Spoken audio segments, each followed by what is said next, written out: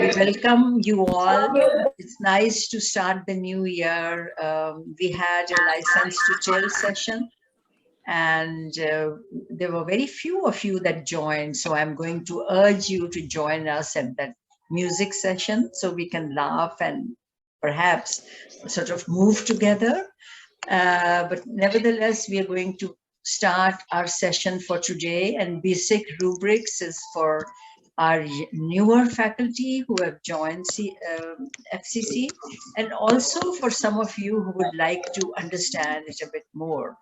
Rubrics is about assessment, as you all know, and we encourage the development of rubrics that have to be shared with students before time, so they know how they are supposed to do their assignments or the task that is given to them.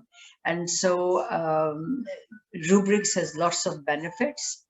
Rubrics actually helps you. Students, usually come back to a faculty and they're always like saying, I should have got more marks, and why is my grade not the way I'd expected it, and so on. So if you have a rubrics, it's the same for everybody. It's fair, it's transparent, and you can justify it to students and and keeps them from unnecessarily pestering you. So as you can see, the agenda is simple. It's how to design, how do you use rubrics, and then what are some of the possible student collaborations that you can use for rubrics. I'd like to invite a new fantastic member to CLT. She has joined our team, Anish Arif. She is a graduate of FCC, and I'm very proud that we are producing such students. Anish, over to you to please go walk us through the netiquettes.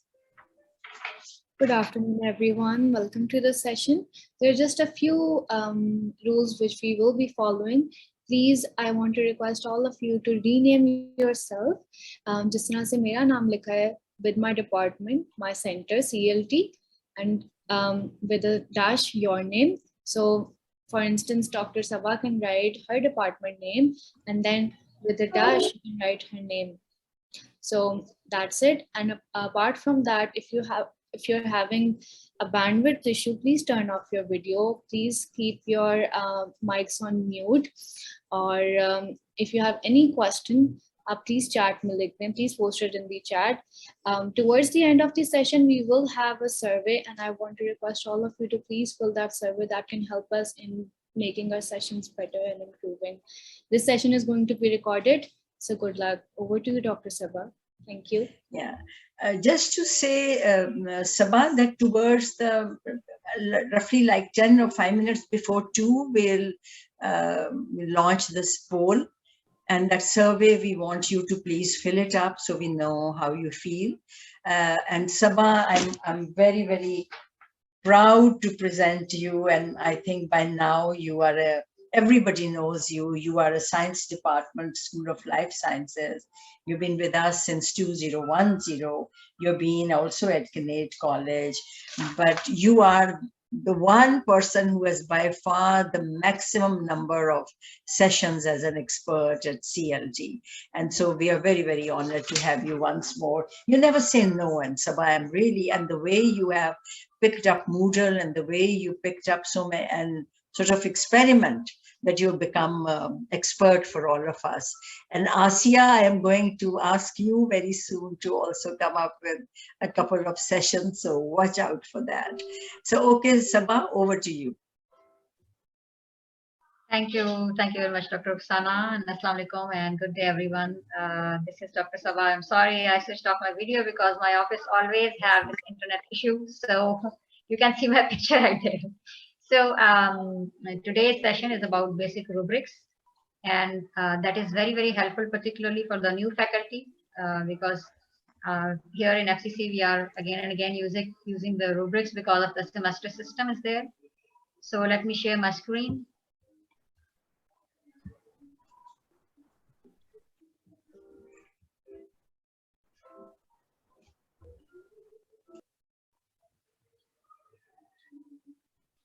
So about the basic rubrics. So basic rubrics, it's our today's session as a webinar, and we are going to talk about that what are the rubrics and how we are going to use them. So rubrics are some sets of rules basically for assessment. Rubrics are used to assess students' performance in education. We can assess students' performance generally, like by just simply checking them, comparing the answers given by a question by the students to the questions, maybe the presentations, just looking at them and how they are presenting or whatever. Or maybe if they have made a product or something like that, like in physics or chemistry or somewhere, then looking at that and comparing. Rubrics are basically a set of instructions which make it easy. Assessment is the most important tool, not only to grade students, but also to reflect upon the teaching strategies. This is important. Assessment is very important part of any kind of education. Because what happens that assessment not only grade the students, but we also have an opportunity to reflect upon our own teaching strategies. If students are not learning well, then we can actually modify our strategies. So what is the purposes of, just very briefly, I'm of course not an educationist, but briefly, what are the purposes of assessment? Number one is the checking the students' learning, that are students learning and fulfilling the objectives of the course. We have to look at the objectives and the learning outcomes of a course, that, we have certain objectives and we think that students should learn this. Is it fulfilled or not? Then ultimately, goal of all this is to enhance the learning by modifying our strategies. So for a particular course or something, we actually modify our strategies based upon how students perform. So this is basically a purpose of assessment in general. So what's a rubric? This is basically an evaluation tool that describes the quality of work. Basically, we can make a set of instructions or the rules to grade a piece of work by the students, and of course share with the students. So it is basically explanation of what are the expectations from the students in a particular assignment, a project, a presentation.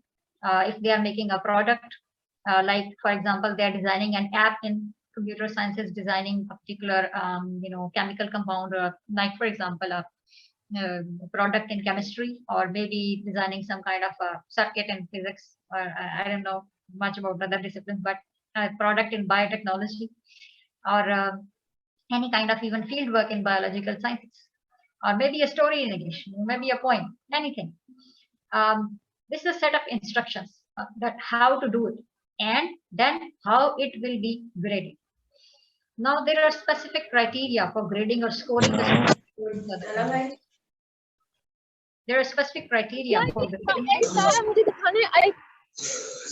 or scoring the students. So I think there is some kind of noise. I don't know. Okay, so rubrics for assessment. Now, why we need these rubrics? What are the reasons? What's the logic that we need these rubrics? Number one, the fairness and transparency in assessment for students. Number one is this, that there is always a debate and a problem with the students, that this thing assignment particular is not assessed fairly, and if you are marking your even questions in the exams, they always have these questions later on, and there's a debate with them on this. So if we have a particular set of instructions for them, that will make grading fair and transparent, and also this kind of problem with the students, this will also not arise, because they also know that this is how they are going to be assessed, and we also know this is how we are going to assess them. So it is also ease of grading for the teachers, and end of that debate, that you have marked, why you have graded me this much, why you have graded me low, why you have graded me more, and like that. Of course, no one has asked for more, but mostly they will ask for less. Okay. So ease of grading for the teachers, because we have a set of rules and we can simply grade students exactly accordingly, give them marks. Now there is an important factor that we should share with the students along with the assignment or project. This is very important, that when we are assigning them a project and assignment, it could be a presentation, it could be a text assignment, anything. The rubric should be shared exactly at that time, before they start their work. Because what happens that when they look at the rubric, they will follow it. And most of them, I don't say that there of course there are many, there are few cases which are careless and who will not bother about it, and of course they will be getting lesser marks for those, lesser grades for that, definitely. But I think that most of those students who will get this rubric or set of rules, instructions initially, they will generally follow it, and it will be easier for you too, because what will happen that when they are having this rule in place, they will not come to ask you again and again, and this is required or this is not required. Should we add this? Should we add this? Or things like that. Should we add APA style? Should be followed and citation will be followed? Or should we add this kind of content, websites or whatever? You can mention the rubric. If you are mentioning the rubrics, the things which are required, we can say the expectations clearly in the rubric, then it will be easy for the students, it will be easy for you actually to deal with the assignments.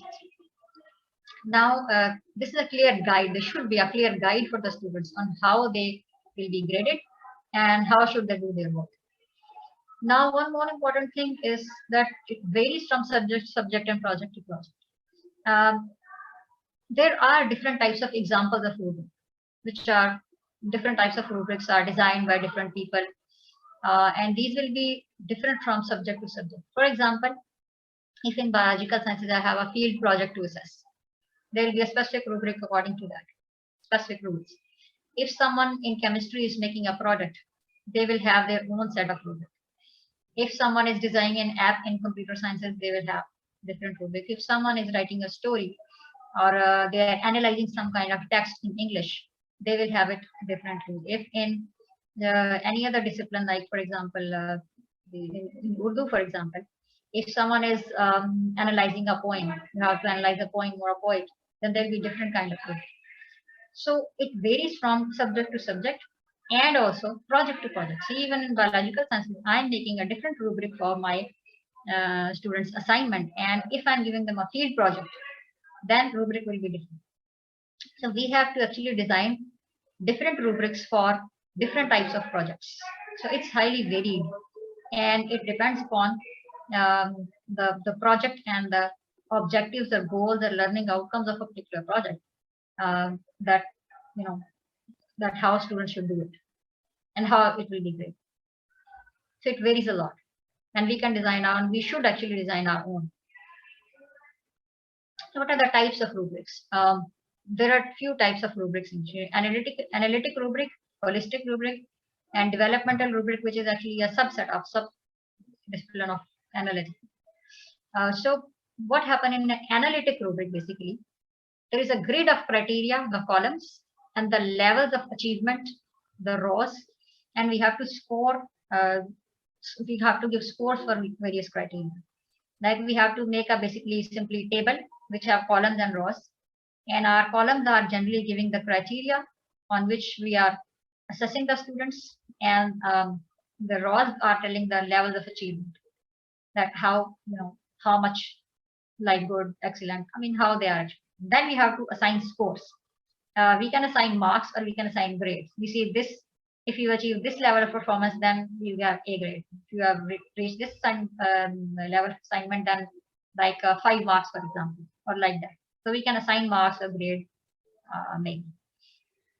This is basically giving students a more detailed explanation, we can say, or instructions for doing something, presentation, project, or whatever. Second is called a holistic rubric. It describes characteristics of each level of performance for an assignment or activity overall. So what happened that this is basically a more detailed description, and in this you can give overall score. That is, for example, you have only 5 columns and you have your rating from 5 to 1. 5, for example, the excellent, or maybe 1 excellent, it's your choice how you do it. And everything about that will be described, that if it is excellent, excellent means this. You are saying, for example, having the good content, having the recent literature cited, or maybe like APA style followed. I mean, you have to explain everything in one paragraph. Then for your second score, like number 4, you have this much, less than that of 4. Then in 3, more or less score more or less. In one, maybe not properly followed or like, and you can assign a whole score. Now, analytic have its advantages. There more details are there. It's comparatively taking some more time to grade course, but this is more good explanation of the things, particularly for the students. And in holistic, because we are giving overall score, it's easier to grade. You know, you are giving just completely one mark, a single mark, like you see 10 out of 10, 8 out of 10, or whatever. But what happens that it is, of course, giving comparatively lesser feedback in comparison to analytic, because more details are there in comparison to this. More individual sections are actually explained in the analytic. Then there's another one which is a subtype of analytic, that is developmental rubric. Here what happens that focus on development of a skill, like for example a process or a technique. Like if someone have to develop a process, for example in chemistry, someone is designing a particular product, there are steps in it. Or if someone have developed like some kind of robotics, a robotic model or something, and how a robot is working, or maybe in any other field. So it's a process or technique. So it is like analytic. I mean, it will have the criteria, more detailed criteria, and it is actually, of course, when we are grading, it will take slightly more time. But of course, this will basically, this is actually about development of a particular skill, that how someone have developed a skill of making something, whether process or a technique or anything.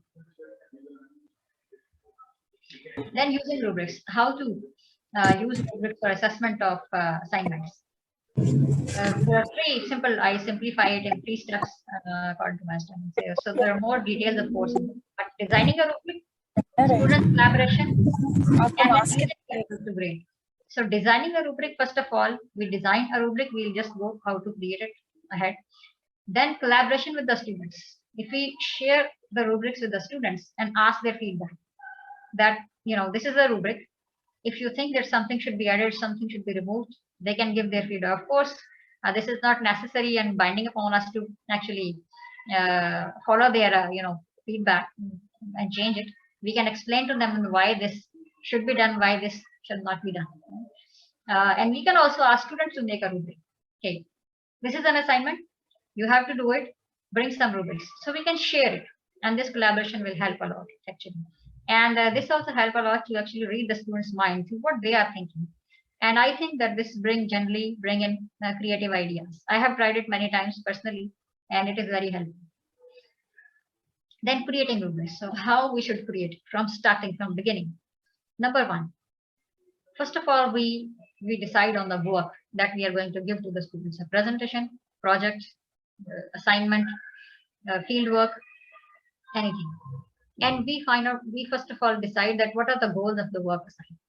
According to the objectives, what are the objectives of that particular work, and what will be the learning outcome? What do you think students should learn?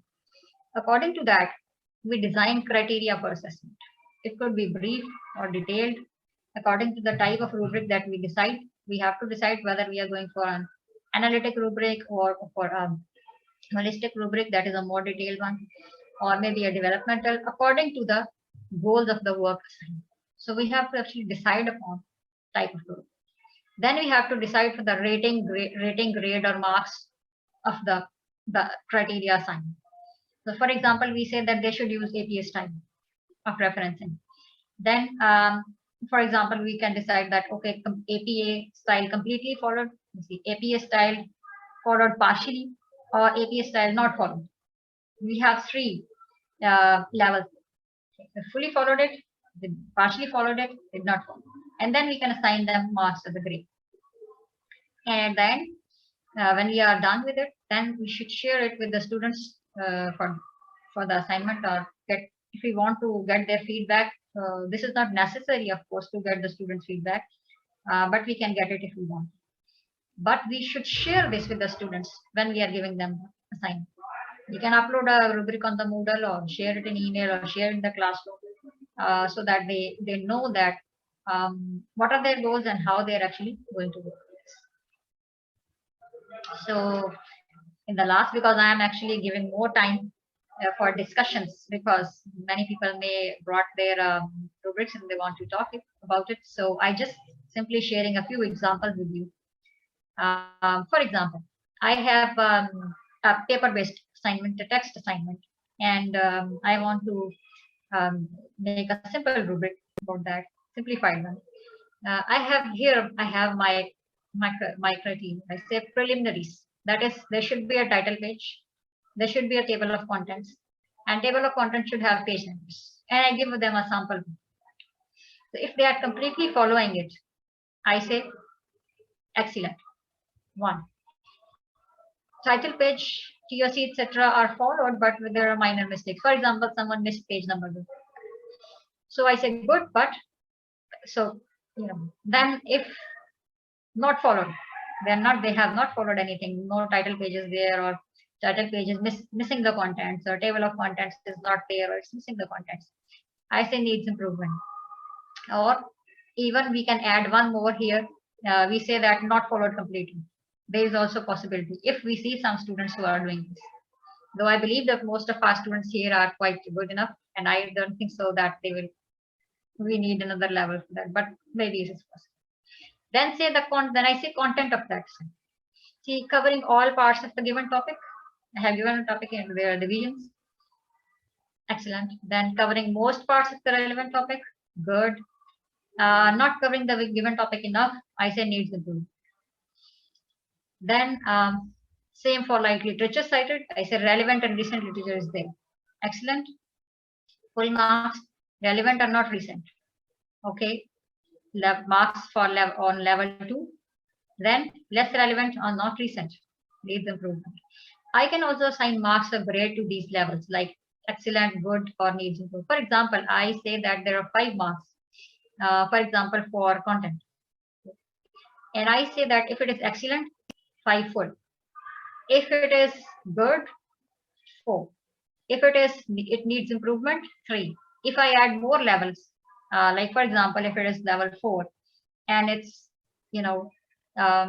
not appropriately done, then it could be less than that, 2 or 1 or whatever. So this is something that teacher can decide. Somewhere we can also decide about the grade, but I generally use marks because I feel it convenient to not giving them grade but marks straight, so that we can do it more easily numerically and turn it into the grade at the end. So this was one example. Now I would like to share with you a few examples. So I stop this share, my PowerPoint, and I would like to share a window with you with a few examples of the rubrics. So the first one I am sharing is from that is Teaching Commons. That is called Teaching Commons. That is by default. I hope this is visible to you. This is about the types of rubrics. Okay. Thank you. Okay, so this is basically Teaching Commons. This is taken from a free to use, basically, you can say, for the teachers. It's a guide or something. There are many things you can see, but here we have different types of rubrics, and just we want to share it for the examples. So here you can see the types: analytic, developmental, holistic, checklists. For example, they have shared this, this analytic rubric. For example, it's for a final paper. So rubric, so articulating thoughts through written communication, that's a final paper. And they have given them 4 levels, 1, 2, 3, 4. And this is the first thing that they want, like clarity, thesis supported by relevant information and ideas. So this is the criteria. And what is expected? The purpose of the student work is not well defined, needs improvement. Central ideas are not focused to support the thesis. Thoughts appear disconnected, needs improvement. And I just skip these 2 and go up to the first one, above average, C4. The central purpose of student work is clear and supporting ideas, always are well focused. See, details are relevant, that enrich the work. And then there are somewhere in between things. Let's go to this, for example, then organization, sequencing of elements or ideas. Again, the best one is excellent information and ideas are presented in a logical sequence. And here, the lower number, information and ideas are poorly sequenced. So you can see more. Then they talk about mechanics. Now let's have a look on a holistic one.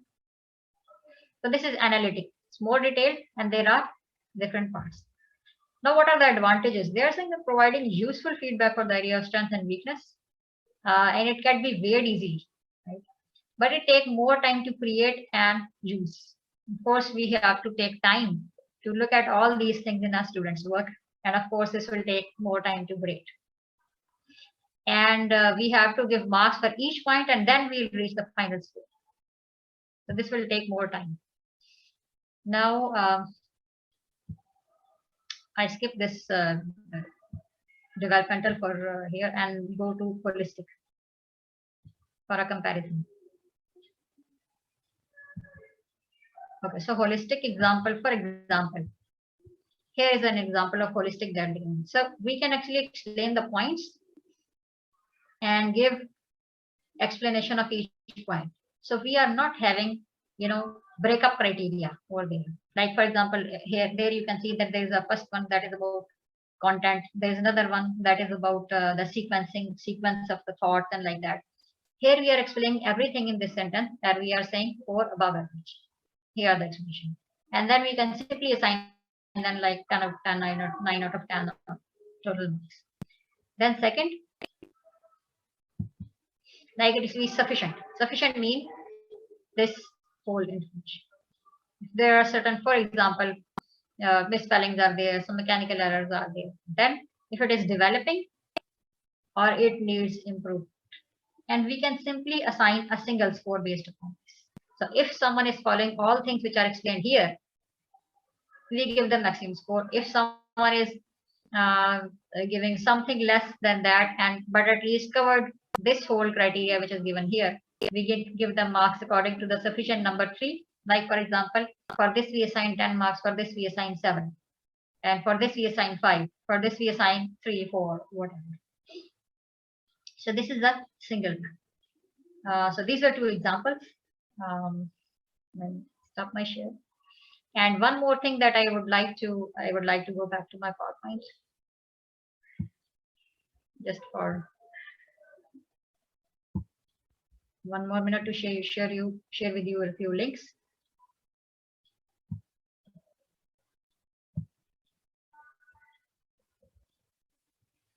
So here I have a few links which I found very useful regarding creating rubrics and their examples. And one and the uppermost is the rubric document that is provided to us by our CLT. And there are very, very good introduction of rubrics is here, including examples.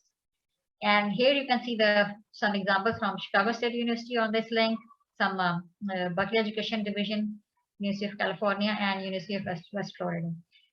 Here you can find different types of examples from different disciplines, like in physics, chemistry, English, Urdu, not Urdu actually, and many more subjects. So you can use these links to have the examples and also have the templates, which you can simply open and you can modify according to your needs.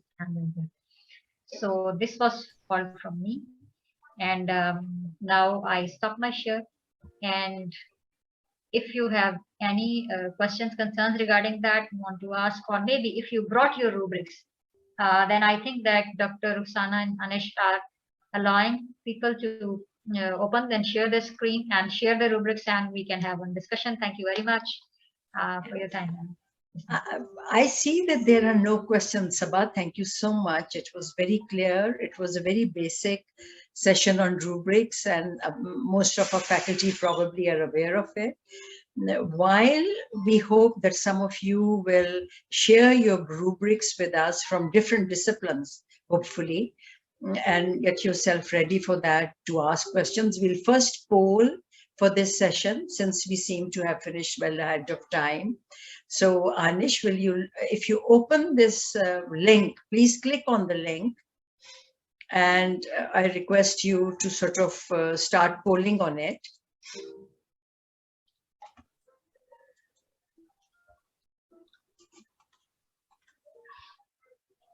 Have you opened your links? show a thumbs up if you have filled the survey form. Thank you. We decided to use emojis this time to make it a bit more exciting to give in your feedback. The difference is, unless you, do it on your own, it does not show the data on the screen straight away like the previous one. So there's a slight difference with this. And if we don't enjoy it, we can always go back to the previous one. Dr. Sana, may I ask a question? This is Zarur. Yeah, this is from Masscom. All right. Yes. So my page for grading is opening up. So I'll grade this session as soon as my page is open. I wanted to ask a question. Thank you, first of all, Dr. Saba, for a wonderful session. I wanted to ask a question related to developing rubric when I'm teaching a course on theory. So my field is communications. I am a teacher of communications. This semester, I'm teaching a 400 level course on communication theories. And I would like to share my, my document. Can I share the screen? Anish, please give her the rights to share the screen. Firasat, Sure. Firasat, nice to hear you after a long time. You have been kind of, I think, hibernating. We missed you in some of our sessions. Then share the I screen. think we all were. Yeah, I think, I can share my screen now, but I don't know, it's not opening up for some reason. If you go back to your desktop, open your document, and then share, it will come in easy. If it has been already open for some time, it does not show. It is open on my desktop. For some reason, it's not showing up on in the options. No, that is what I'm saying. Start again in opening it after the Zoom session, or immediately before, if you open if it has been open for a long time, it does not show on the desktop. Yeah, and never mind. I have a different situation. I'm using a new laptop, and maybe. So if you close it and open it now, and then try to share, it will come on. I assure you. Close the what document you Close the document, your rubrics document, Mm-hmm. and then access it again open it on the desktop, then go onto the share link, and it should show on your desktop. Okay. So you can search. I just did that, but apparently that is not working either. But never mind. Let me share verbally. So in this semester, I gave my students an exam, and I was asking them to come up with a choice of a theory according to a situation that I told them hypothetically. So my rubric was not as developed as Dr. Saba just shared with us, but let's say the total assignment was of 30 marks, and I gave them I gave them a rubric wherein I told them that I'll be judging their work for, let's say, number 1, originality of thoughts, number 2, research-based thought through answer, number 3, soundness of argument, number 4, answering the question in entirety, number 6, timely submission of work, and number 7, correct use of APA style. Now, my question is that if I develop my rubric further according to a very nice breakup that Dr. Saba just shared with us, I feel like it will be a kind of information which will be overwhelming for students. What I'm trying to ask here is how do we develop a rubric for course wherein we are teaching theories, theoretical perspectives to our students in humanities? Let me open up this question to our colleagues before I request Saba. Would somebody else like to answer that question? Yes, if someone from communications, of course, I do have a very slightest idea of communication and English, of course. But if someone in their department. Dr. Elizabeth, would you like to comment on that?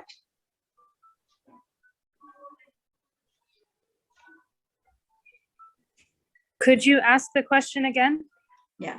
Firasat has she put up categories for assessment, but she did not put up a rubric on the level of those categories for students to assess. So she just put up like, these are some of the categories: your research references, your subject matter knowledge, and some other categories on which I'm going to. So she did more like a holistic assessment, but divided it into categories. She did not give a detailed description of the different levels of expectancy in terms of performance of students.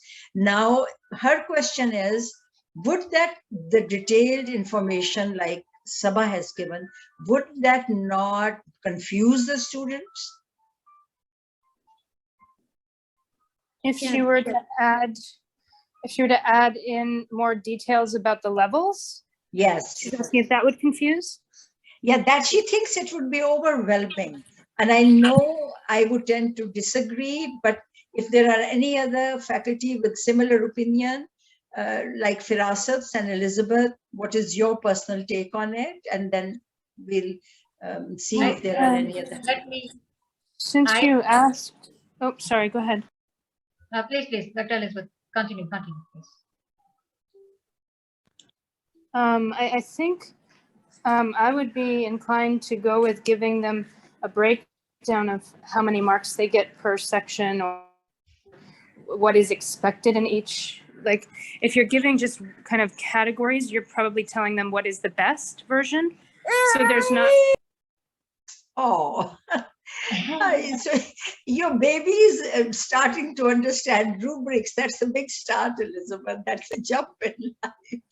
Yes, and so I would say you're just kind of telling them what the best assignment is at that point, which is fine, but it also doesn't help you when they come back and say, why did you only give me this many marks? Or, yes. You know, it's, I think when we break it down, it makes it clear to the students how they attained their marks. And it can be a bit overwhelming, but I think that's part of, I think Dr. Saba had said, part of what we do is when we're giving the assignment, we review the rubric.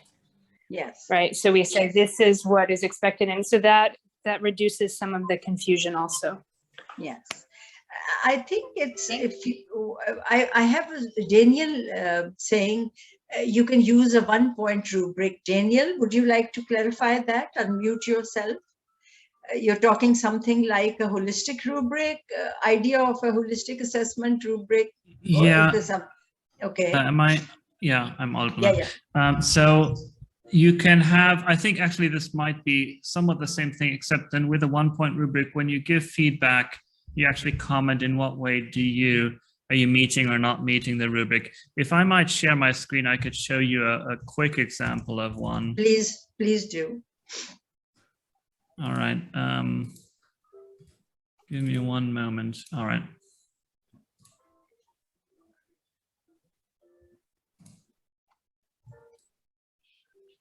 Pardon me, that was the wrong screen.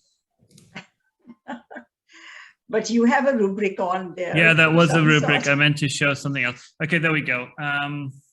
So this is for one of my research methods courses. So what I actually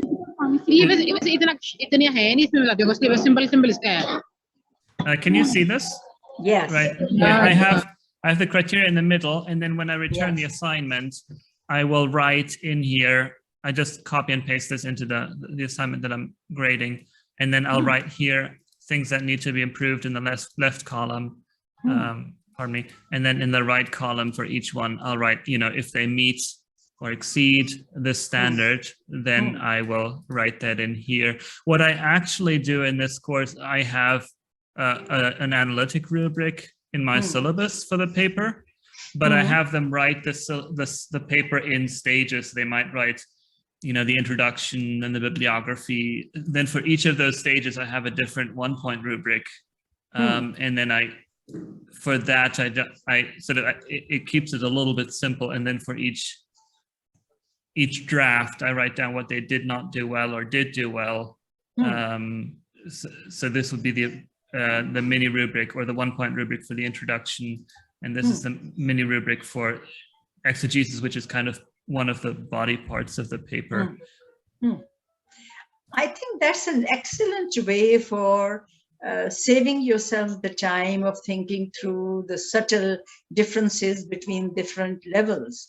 And I think for Asad, if for you think it might become overwhelming, I think what Daniel has shown is that you can give a very concrete evidence of what you want to see. And the students are very clear that these are some of the things that you want to see for assessment.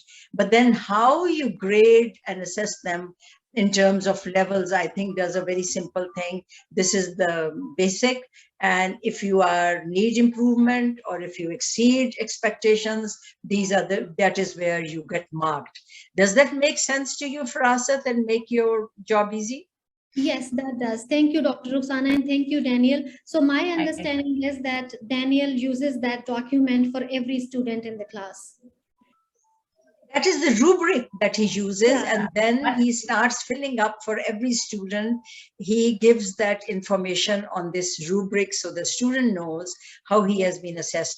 Daniel, could you put the link of your document in the chat so we could add it to Saba's PowerPoint as more resources and of course state your name in there? Yeah, as sure, one I can example. do that. Just to be clear, this is for one specific assignment. So I know that. It's just an example. It's just an example, and it's specific to what you have given. And Firasat, you will have to draft your evidence of criteria according to what you want to see. Of course, that's understood. I think that for the theory-based assignments, I believe that a holistic approach is better. And for all those which are involving these processes and things like that, are steps involved in an assignment. And the breakup one is, the analytic one is better. So I think what she's talking about for theory, I think a holistic approach will be better. And I think Dr. Daniel has added a very good thing that where we can also add to it, improve where need improvement. Yeah, so we will add it to the materials that we send to everybody. And Daniel, if you could do a little bit of brief write-up on or before the document, so that when we share it with our faculty, they understand what you're trying to do. Okay. Sure. And you make it very clear that this is for your assignment and that faculty will have to tailor it according to their assignment and evidence they want to see. I think that will be understood. It will be, Firasat, you think that will reduce, anything that works for you is good enough. Different people, different faculty will think of different ways as being more comfortable with them. And whatever you are comfortable with is the best way to take forward. But you need to have some idea of evidence and very clear categories of what you want to check on for your assignment. That's given. And after that, how you do it, you could do what Daniel has done, you could do what Saba has shown, and different people will be comfortable with different types. Any other questions, Firasat? Thank you. You really raised a very good point. And if anybody has any reservations or any ideas, please. Daniel, would you like to add something more?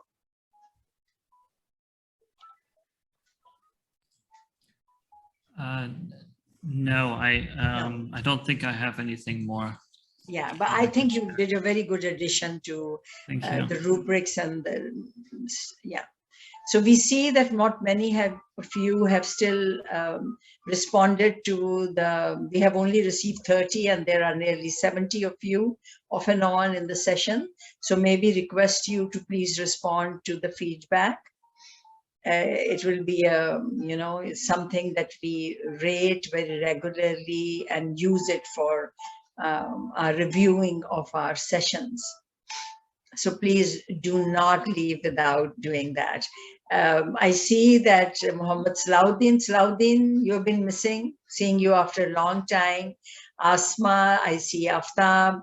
I see a lot of you. Sylvia, anybody else would like to add something or share something? Ji Aftab, lovely to see you. Gee, we seem to have arrived at a point where nobody wants to add anything. And I see a lot of faces. I Happy to see you. He is quite well aware of rubrics. Because No, always I think, arguing with the students. yeah, I think. May I? Hello. Hello, Assalamu alaikum. This is Akhtar Aslam from the Department of Education. I just wanted to add a note about rubrics. What I wanted to say was that I feel, and in my experience, getting the students to create rubrics for the assignment that they are about to do can also be very helpful, because it lets them explore what is expected from the assessment and how they can contribute towards it, and what are the skill sets that they can develop. So it becomes a reflective exercise for them. I think that's a very good idea, and that was perhaps a part of what Saba meant to say in her agenda that was about collaborations, I think. And I think faculty-student collaborations for doing any instructional task is a great idea that improves the students' stake in the work they are doing, and they get more excited and engaged. And I think that's a great addition like this. Thank you so much. I see that Martin has a question. G. Martin. I don't have a question, but I would like to make a comment, or I would like to add something. G. Martin. A very good idea shared by Dr. Daniel. And there was another rubric which was shown earlier. I'm sorry, my net was not working, so I was a little bit late. But I would like to say that, for example, if we have a small task, then 1 point rubric might be working very well. But we have elaborated tasks where, for example, 1 point should have 4 marks, 5 marks, more marks. So then we have a kind of detailed rubric. So we know that who might be getting, where will they stand. So black and white may not work very well at that time. So that is fine. Yeah, that's a good point. Like I said, whatever fits in with your thinking and with your mindset.